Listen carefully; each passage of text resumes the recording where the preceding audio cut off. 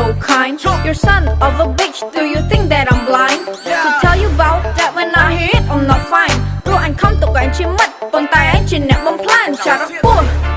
ឃើញគេខ្ពស់តាំងច្រើនណែនបើតាមចិត្តខឹងចង់អូកអញឲ្យស៊ីសំណែនក៏ព្រោះតែអញមិនវែងនិយាយតាមគេឲ្យហួបរំដែនរងលៀងគួតឲ្យគេតាំងហើយភ្លេចលៀងគួតខ្លួនអញចូលចិត្តសំដែង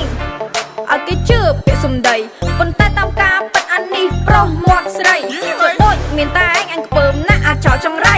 អានេះមាត់វិញចង់តែផ្ទះអញមិនដៃមុំអញនេះអីដើមគេនៅមុំគេនេះអីដើមអញនៅមុខអញនេះអីដើមគេ Yeah motherfucker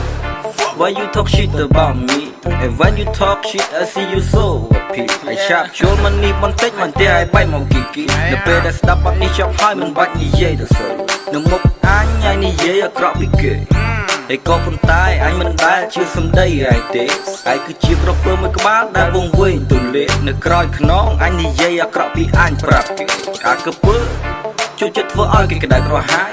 ឬក៏ធ្វើបែបនេះវាធ្វើឲ្យចិត្តដែលសប្បាយមិនគួរណាស្គាល់ឯងស្ដាយអើយវាសែនស្ដាយព្រោះមិនដឹងចរិតឯងថោកទាបជួយតម្លៃអត់កំណា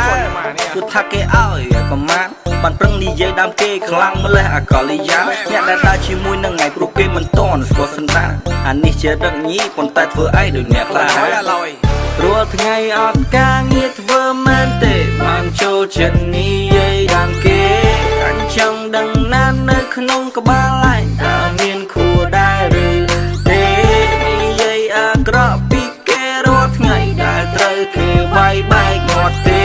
បើមានគេវាយហៅអញផងអញចូលដៃវាយឯងជាមួយគេសបាយណាស់មែនទេមកមាត់ស៊ីសៀងមើលទៅមុខអានេះគួរតែស៊ីកុំលៀងអញយករឿងពិតមកសរសេរចម្រៀងយកយ៉ាត់រំទាំងបាញ់មកសងខំមិនទៀងនៅពេលឃ្លៀងខ្លាំងសូមប្រយ័ត្នផងណាទៅណាមកណាប្រយ័ត្នប្រយែងអ